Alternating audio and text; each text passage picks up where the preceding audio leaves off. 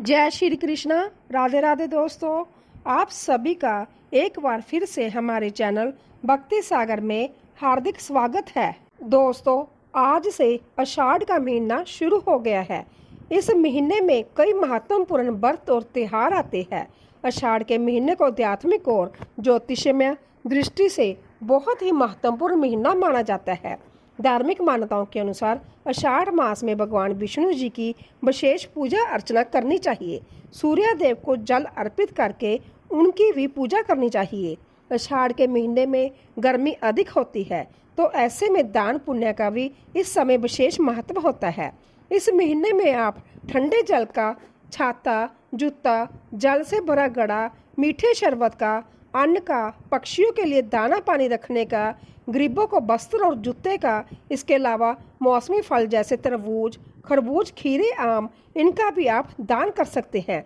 इस बार आषाढ़ का महीना 30 जून को शुरू हो रहा है और इसका समापन 29 जुलाई 2026 दिन बुधवार को होगा। आषाढ़ के महीने में देवशयनी यानी हरिशयनी एकादशी भी होती है और इस दिन जगत के पालनहार भगवान विष्णु 4 महीने के लिए शयन के लिए चले जाते हैं और इसी के साथ इन 4 महीने के दौरान सभी तरह के मांगलिक कार्य रोक दिए जाते हैं। इन 4 महीनों के समय को चातुर्मास कहा जाता है। चातुर्मास आषाढ़ मास के शुक्ल पक्ष की एकादशी से प्रारंभ होकर कार्तिक मास के शुक्ल पक्ष की एकादशी तक रहता है। चातुर्मास के समय में भगवान श्री विष्णु शयन की मुद्रा में होते हैं, लेकिन जो भी भक्त इस समय में भगवान हरि विष्णु जी की पूजा करके उनकी महात्म और पुरानी कथाएं पढ़ता या सुनता है, भगवान श्री विष्णु जी और माता लक्ष्मी जी का आशीर्वाद उन भक्तों पर सदा बना रहता है और वह उनसे प्रसन्न रहते हैं। तो आइए अब शुभ आरंभ करते हैं आषाढ़ मास महात्म्य की कथा। पहला अध्याय। सर्वप्रथम भगवान श्री विष्णु की स्तुति इस प्रकार करें। प्रत्येक कल्प और अनुकल्प में विस्तार पूर्वक रचा हुआ यह समस्त मायामय प्रपंच जिनमें प्रकट होता है, जिनमें स्थित रहता है और अंतकाल में जिनके भीतर पुण्य लीन हो जाता है, जो इस दृश्य प्रपंच से सर्वथा पृथक है, जिनका ध्यान करके मुनि जन सनातन मोक्ष पद को प्राप्त कर लेते हैं, उन नित्य, निर्मल, निश्चल तथा व्यापक भगवान पुरुषोत्तम को मैं प्रणाम करता हूँ, जो शुद्ध आकाश के समान निर्लेप, नित्य आनंदमय, सदा प्रसन्न, निर्मल, सबके स्वामी, निर्गुण, व्यक्त और अव्यक्त से परे, प्रपंच से रहित, एकमात्र ध्यान में ही अनुभव करने योग्य तथा व्यापक है। समाधि काल में विद्वान पुरुष इसी रूप में जिनका ध्यान करते हैं, जो संसार की उत्पत्ति और विनाश के एकमात्र कारण है, जरा अवस्था जिनका स्पर्श भी नहीं कर सकती तथा जो मोक्ष प्रदान करने वाले हैं, उन भगवान श्री हरि की मैं वंदना करता हूँ। पूर्व काल की बात है। परम पुण्य में पवित्र नैमिषारण्य क्षेत्र बड़ा मनोहर जान पड़ता है। वहाँ बहुत से मुनि एकत्रित हुए थे। भांति भांति के पुष्प उस स्थान की शोभा बढ़ा रहे थे। पिप्पल, पारिजात, चंदन, अगर, गुलाब तथा चंपा आदि अन्य बहुत से वृक्ष उसकी शोभा वृद्धि में सहायक हो रहे थे। भांति भांति के पक्षी, नाना प्रकार के मृगों का झुंड, अनेक पवित्र जलाशय तथा बहुत सी बावलियां उस वन को विभूषित कर रही थी। ब्राह्मण, क्षत्रिय, वैश्य, शूद्र तथा अन्य जाति के लोग भी वहां उपस्थित थे। ब्रह्मचारी, गृहस्थ, वानप्रस्थ और सन्यासी सभी जुटे हुए थे। झुंड के झुंड गौएं उस वन की शोभा बढ़ा रही थी। नैमिषारण्य वासी मुनियों का 12 वार्षिक अर्थात 12 वर्षों तक चालू रहने वाला यज्ञ आरंभ था, जो गेहूं, चना, उड़द, मूंग और तिल आदि पवित्र अन्नों से यज्ञ मंडप सुशोभित था। वहां होम कुंड में अग्निदेव प्रज्वलित थे और आहुतियां डाली जा रही थी। उस महायज्ञ में सम्मिलित होने के लिए बहुत से मुनि और ब्राह्मण अन्य स्थानों से आए। स्थानीय महर्षियों ने उन सब का यथायोग्य सत्कार किया। रीतिवज सहित वह सब लोग जब आराम से बैठ गए, तब परम बुद्धिमान लोमहर्षण सूत जी वहां पधारे। उन्हें देखकर मुनिवरों को बड़ी प्रसन्नता हुई। उन सब ने उनका यथावत सत्कार किया। सूत जी भी उनके प्रति आदर का भाव प्रकट करके एक श्रेष्ठ आसन पर विराजमान हुए उस समय सब ब्राह्मण सूत जी के साथ वार्तालाप करने लगे। बातचीत के अंत में सब ने व्यास शिष्य लोमहर्षण जी से अपना संदेह पूछा। मुनिजन बोले, साधु श्रोमणी, आप पुराण तंत्र, शेष शास्त्र, इतिहास तथा देवताओं और दैत्यों के जन्म, कर्म एवं चरित्र सब जानते हैं। वेद शास्त्र, पुराण, महाभारत तथा मोक्ष शास्त्र में कोई भी बात ऐसी नहीं है जो आपको ज्ञात ना हो। महामते, आप सर्वज्ञ हैं। अंततः हम आपसे कुछ प्रश्नों का उत्तर सुनना चाहते हैं। बताइए, यह समस्त जगत कैसे उत्पन्न हुआ? भविष्य में इसकी क्या दशा होगी? स्थावर जंगम रूप संसार सृष्टि से पहले कहाँ लीन था और फिर कहाँ लीन होगा? तब लोमहर्षण जी ने कहा, जो निर्विकार, शुद्ध, नित्य परमात्मा, सदा एक रूप और सर्वविजयी है, उन भगवान विष्णु को नमस्कार है, जो ब्रह्मा, विष्णु और शिव रूप से जगत की उत्पत्ति, पालन तथा संहार करने वाले हैं तथा जो भक्तों को संसार सागर से तारने वाले हैं। उन भगवान को प्रणाम है, जो एक होकर भी अनेक रूप धारण करते हैं। स्थूल और सूक्ष्म सब जिनके ही स्वरूप है, जो कारण और कार्य रूप तथा मोक्ष के हेतु है। उन भगवान विष्णु को नमस्कार है, जो जगत की उत्पत्ति, पालन और संहार करने वाले हैं।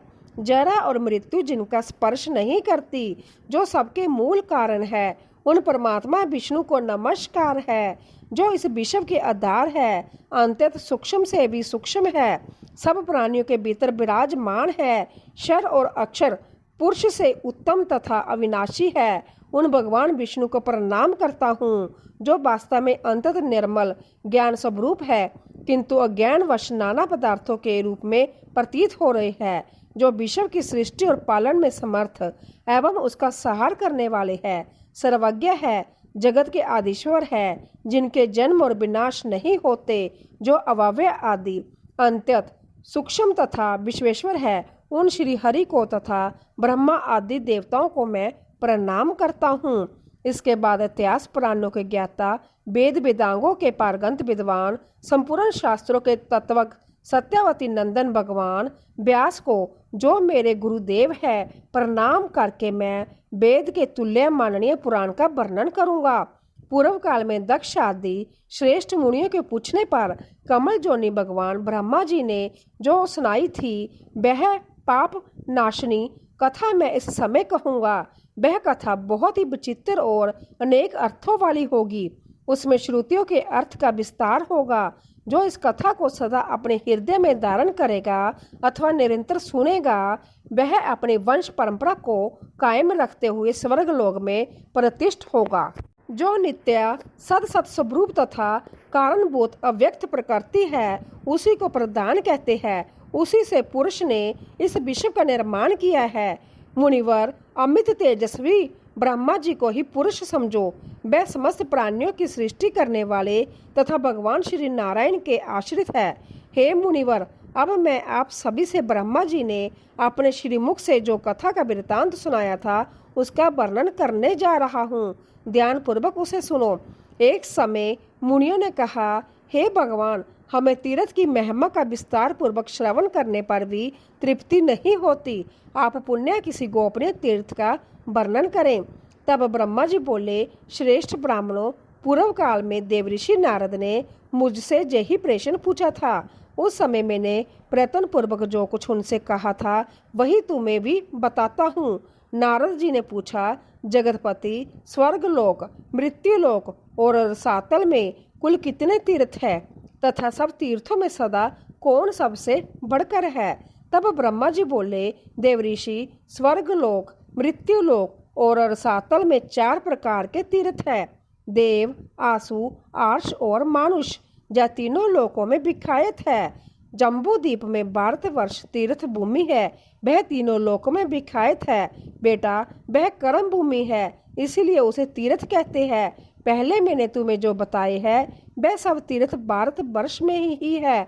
हिमालय और विंध्य पर्वत के बीच में 6 ऐसी नदियां हैं, जिनका प्रगट्य ब्रह्मा, विष्णु तथा शिव इन देवताओं से हुआ है। इसी प्रकार दक्षिण समुद्र तथा विंध्य पर्वत के बीच में भी 6 देव संभव नदियां हैं। यह 12 नदियां प्रधान रूप से बताई गई है। गोदावरी, भीमरथी, तुंगभद्रा, कृष्णवेणी, तापी और प्योष्णी यह विंध्य पर्वत के दक्षिण की नदियां हैं। भागीरथ, नर्मदा, जमुना, सरस्वती, विशोका और वितस्ता यह विंध्याचल और हिमालय पर्वत से संबंध रखने वाली नदियां हैं। इन पुण्यमयी नदियों को देव तीर्थ बताया गया है। गया, कोलासर, वृत्त, त्रिपुर, अंधक, हयामुर्दा, लवण, नमुची, श्रृंग, जाम्ब, पताल केतु तथा पुष्कर इनके द्वारा आवृत तीर्थ आसु कहलाते हैं। प्रवास, भार्गव, अगस्ती, नर नारायण, वशिष्ठ, भरद्वाज, गौतम और कच्छप इन ऋषि मुनियों द्वारा सेवित तीर्थ ऋषि तीर्थ है। अम्बरीश, हरिश्चंद्र, मंदाता, मनु, कुरु, कणखल, भद्रावल, अशु, निचिकेता, वृषकपि और अलर्क आदि मानवों द्वारा निर्मित तीर्थ मानुष कहलाते हैं। यह सब जश तथा उत्तम फल की सिद्धि के लिए निर्मित हुए हैं। तीनों लोकों में कहीं भी जो सबते प्रकट हुए देव तीर्थ है उन्हें पुण्य तीर्थ कहा गया है। इस प्रकार मैंने तीर्थ के भेद बताए हैं। महादैत्य राजा बलि देवताओं के अजय शत्रु हुए। उन्होंने धर्म, जश, प्रजा पालन, गुरु भक्ति, सत्य भाषण, बल, पराक्रम, त्याग और क्षमा के द्वारा वह सम्मान प्राप्त किया जिसकी तीनों लोकों में कहीं उपमा नहीं है। उनकी बढ़ती हुई समृद्धि देखकर देवताओं को बड़ी चिंता हुई। वे आपस में सलाह करने लगे कि हम बलि को कैसे जीतें। राजा बलि के शासन काल में तीनों लोक निष्कंटक थे। कहीं पर आदि, व्याधि अथवा शत्रुओं की बाधा नहीं थी। अनावृष्टि और अधर्म का तो नाम भी नहीं था। स्वप्न में भी किसी को दुष्ट पुरुष का दर्शन नहीं होता था। देवताओं को उनकी उन्नति बाण की तरह चुभती थी। बलि की कीर्ति रूपी तलवार से वह टुकड़े टुकड़े हुए जाते थे तथा उनके शासन रूपी शक्ति से देवताओं के समस्त अंग विदीर्ण हो रहे थे। अंत्य उन्हें कभी शांति नहीं मिलती थी। देवता उनसे द्वेष करने लगे, उनके जश रूपी अग्नि से जलने लगे। अंत्य वे व्याकुल होकर भगवान श्री विष्णु की शरण में गए और देवता बोले, हे शंख, चक्र और गदा धारण करने वाले जगन्नाथ, हम पीड़ित हैं, हमारी सत्ता छिन गई है। आप हमारी ही रक्षा के लिए अस्त्र शस्त्र धारण करते हैं। आप जैसे स्वामी के होते हुए हम पर ऐसा दुख आ पड़ा है। हमारी जो वाणी आपको प्रणाम करती थी वही एक दैत्य को कैसे नमस्कार करेगी। हे सूर्येश्वर, आपके ऐश्वर्य से पुष्ट हो, अपने ही पराक्रम से तीनों लोकों को जीतकर हम स्थिर होंगे। दैत्य को कैसे नमस्कार करें। देवताओं का यह वचन सुनकर दैत्यों का संहार करने वाले भगवान ने देव कार्य की सिद्धि के लिए इस प्रकार कहा। श्री भगवान बोले, देवताओं, बलि मेरा भक्त है, उसे देवता और असुर कोई भी नहीं मार सकते। जैसे तुम लोग मेरे द्वारा पालन पोषण के योग्य हो वैसे बलि भी है। मैं बिना युद्ध के ही स्वर्ग से बलि का राज्य छीन लूंगा और बलि को बांधकर तुम्हारा राज्य तुम्हें लौटा दूंगा। ब्रह्मा जी कहते हैं, बहुत अच्छा कहकर देवता स्वर्ग में चले गए। इधर देवताओं के स्वामी भगवान विष्णु ने अदिति के गर्भ में प्रवेश किया। उनके जन्म के समय अनेक प्रकार के उत्सव होने लगे। जगेश, जग पुरुष संभय ही बामन रूप में अवतरित हुए। इसी समय बलवान में श्रेष्ठ बलि ने अश्वमेध जग की दीक्षा ली। प्रधान ऋषि तथा वेद वेदांग के ज्ञाता पुरोहित शुक्राचार्य ने उस जग का आरंभ किया। संभय शुक्र ही जग के आचार्य थे। उस जग में भविष्य का भाग लेने के लिए जब सब देवता निकट आए तो दान दो, भोजन करो, सबका सत्कार करो, पूर्ण हो गया इत्यादि शब्द जंग मंडप में गूंजने लगे। उसी समय विचित्र कुंडल धारण किए सामगान करते हुए बामन जी धीरे धीरे जगशाला में आए। आने पर वह जग की प्रशंसा करने लगे। शुक्राचार्य ने उन्हें देखते ही समझ लिया कि यह ब्राह्मण रूपधारी बामन देवता वास्तव में दैत्यों के नाशक, यज्ञ और तपस्या के फल देने वाले और राक्षस कुल का संहार करने वाले साक्षात श्री विष्णु है। बलवान में श्रेष्ठ महातेजस्वी राजा बलि क्षत्रिय धर्म के अनुसार विजयी होकर भक्ति पूर्वक धन का दान करते हुए अपनी पत्नी के साथ जग की दीक्षा लेकर बैठे थे और हविष्य का हवन करते हुए जग पुरुष का ध्यान कर रहे थे। शुक्राचार्य जी ने वामन जी को पहचान कर तुरंत ही राजा बलि से कहा, राजन, यह जो बोने शरीर वाले ब्राह्मण तुम्हारे जग में आए हैं वह वास्तव में ब्राह्मण नहीं, जग वाहन जगेश विष्णु है। प्रभु, इसमें तनिक संदेह नहीं कि यह देवताओं का हित करने के लिए बालक रूप धारण कर तुमसे कुछ जांचना करने आए हैं। अंत्य पहले मुझसे सलाह लेकर पीछे इन्हें कुछ देना चाहिए। यह सुनकर शत्रु विजय बलि ने अपने पुरोहित शुक्राचार्य से कहा, मैं धन्य हूँ जिसके घर पर साक्षात जिगेश मूर्तिमान होकर पधारे हैं और कुछ जांचना करते हैं। अब इसमें सलाह लेने के योग्य कौन सी बात रह जाती है। यह कहकर पत्नी और पुरोहित शुक्राचार्य के साथ राजा बलि उस स्थान पर आए जहां अदिति नंदन वामन जी विराजमान थे। राजा ने हाथ जोड़कर पूछा, भगवान बताइए आप क्या चाहते हैं। तब वामन जी ने कहा, महाराज, केवल 3 पग भूमि दे दीजिए और किसी धन की मुझे आवश्यकता नहीं है। बहुत अच्छा, कहकर राजा बलि ने रतन जड़ित कलश से जल लिया और वामन जी को भूमि संकल्प करके दे दी। सभी महर्षि और शुक्राचार्य चुपचाप देखते रहे। वामन जी ने धीरे से कहा, राजन स्वस्ति, आप सुखी रहे, मुझे मेरे नापी हुई 3 पग भूमि दे दीजिए। बलि ने तथास्तु कहकर ज्यों ही वामन जी की ओर देखा वह विराट रूप हो गए। चंद्रमा और सूर्य उनकी छाती के सामने आ गए। उन्हें इस रूप में देखकर स्त्री सहित दैत्यराज बलि ने विनयपूर्वक कहा, जगन मोए पैर बढ़ाइए। तब विष्णु भगवान बोले, दैत्यराज देखो मैं पैर बढ़ाता हूँ। बलि ने कहा, बढ़ाइए, अवश्य बढ़ाइए। तब भगवान ने पृथ्वी के नीचे स्थित कच्छप की पीठ पर पैर रखकर पहला पग बलि के जग में रखा, किंतु उनका दूसरा पग ब्रह्मालोक तक जा पहुंचा।